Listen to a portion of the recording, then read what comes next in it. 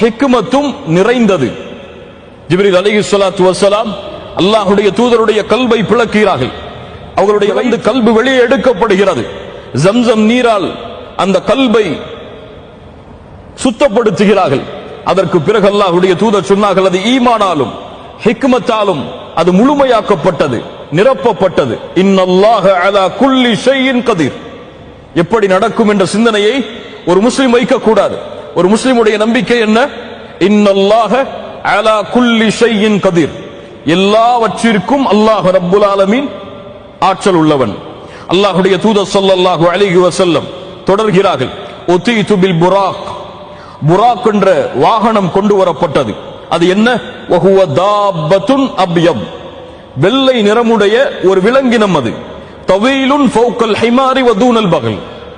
அது கோவேறு கழுதையை விட உயரமானதும் கிடையாது, கழுதையை விட ஒரு குதிரையை விட உயரமானதும் கிடையாது, கோவேரி கழுதையை போன்று குட்டையானதும் கிடையாது. இரண்டிற்கும் நடுத்தரம் உள்ள ஒரு வாகனம், ஒரு விலங்கினம் அது. சுப்ஹானல்லாஹ். அதனுடைய சக்தி என்ன? யதஉ ஹாஃபிரஹு இன்த முன்தஹா தர்ஃபி. அது எவ்வளவு தூரம் பார்க்கிறதோ அந்த தூரத்தில் தன்னுடைய பாதத்தை எடுத்து வைக்கும். அல்லாஹு அக்பர்.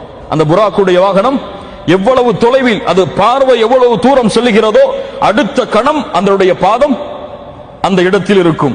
அல்லாஹ் ரப்புல் ஆலமீனுடைய படைப்பு அது. புராக்குடைய வாகனம் கொண்டு வரப்பட்டது. இன்னும் சில ரிவாயத்துகளிலே அது கொண்டு வரப்பட்டவுடன் அது திமிரியது, மிளிர்ந்தது.